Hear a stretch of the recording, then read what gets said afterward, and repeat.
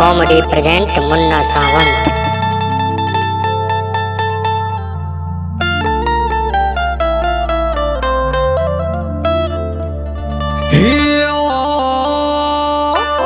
अरे जाने मन तू कहाँ है? मैं मेकअप कर रही हूँ राजा। अब जल्दी से बाहर आ जा। क्या काम है राजा? चल रोपनी करे। हाय दैया हम ना जाए। काहे रे कैसन दैया मैया करत हई? अरे राजा ई रोपनी ओपनी हमसे ना होई। तो फिर बतावा ये धनिया की तो से का होई? राजा हिलई में न मन जाए के मोर करेला। तो के कमौरे के दाई कुल बीमारी धारेला। बड़ी बड़ी जोख राजा गोड़वे में सधारेली। चलू जल्दी तू कुछ ना होई काहे डरेली? तू ही चली जा मोके परेशान ढेर मती करा। देखा रानिया न हमरे सामने ज्यादा यत कोरा। हाय सुकुआर हमसे रोपने जानी करावा हो। चुपचाप चला ढेर हमके मत सिखावा हो। राजा हो बदरी वाला घाम बहुत लागेला। तू तो तैयार रहेली हमेशा भागेला। अरे पानी में भिज के कुल मेकअप हमार धोवा जाई। अरे तू साथे रहबू त ये मोर रानी हो। दियो हमार ढोआ जाई। बक हम ना ढोआ। रानी हो चला रोपनिया करा दा। डाले के बिया चला खेते पहुँचा दो। हाँ रानी हो चला रोपनिया करा दा। डाले के बिया चला खेते पहुँचा दा। घरे रहे में कवन पावेलू मजा। घरे रहे में कवन पावेलू मजा। हईला हम पापा के पारी न हमसे रोपनिया होई ये राजा। हईला हम पापा के पारी न हमसे रोपनिया होई ये राजा। देखत हई हमहू तू कैसे न करे रोपनिया। जइबू ये धनिया। सैया जी हमके मत ले जा। तू नाही नाही के तनो करबू पर न छोड़ब हो। जय राजा तू घर दुआर हम अगोरब हो। तोहे हम घर अगोरे खातिर ना लियनी हो। तो हम का रोपनी तोहर करे खाती ऐनी हो। अरे मारा खौ की तमारा दे के काहे घाव के ली? पूरा घर भर में खाली हम ही तो के लौकेनी। हाई मोरा बात एक ठेकान खोली के सुनीला हो। हई महारानी अपने घर के हमके चिन्हिला हो। तो महारानिया नहीं के ज्यादा हम खटाइला।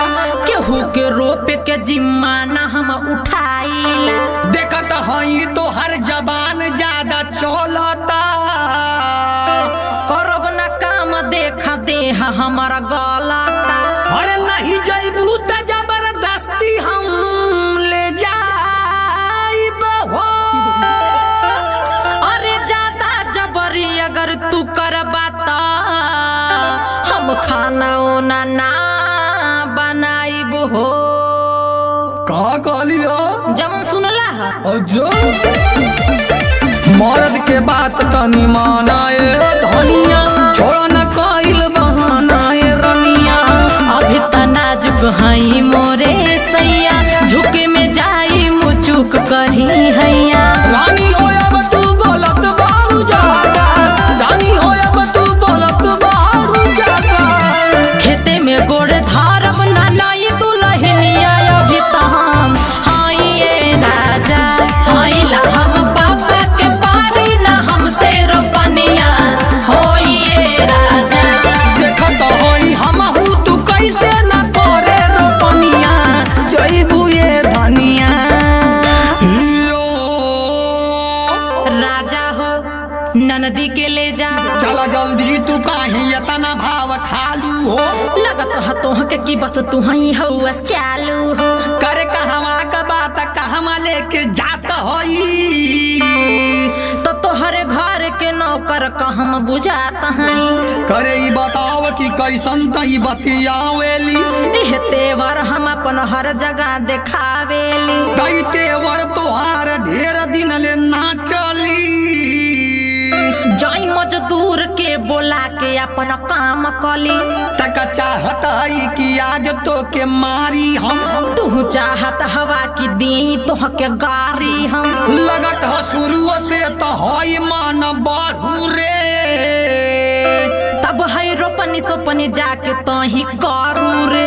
अरे तक काम धंधा से हर बार काहे भागेली। जे हमसे काम करावे के कहेला जल्दी ओकरे मुहे हम ना लागेली। बुझाई ना देखो तानी तू ढेर करेलू बड़ बड़। उस समय बलतिया देबो बोल भर। रोपे ना जाइब चाहे के तनो चिलैबा। देखत हई तू आज कैसे ले जाइबा। काम के दाई खड़ा करेलू बाधा। काम के दाई खड़ा करेलू बाधा। हईला हम पापा के पारे न हमसे रोपनिया होई ये राजा। हईला हम पापा के पारे न हमसे रोपनिया होई ये राजा। कदी न करवैबू तू संगे रोपनिया तो बड़ा पछतैबू ये रनिया। हाँ तो हम फांसी लगा ले। तब चला राजा तोहसे बढ़ के कुछ ना है।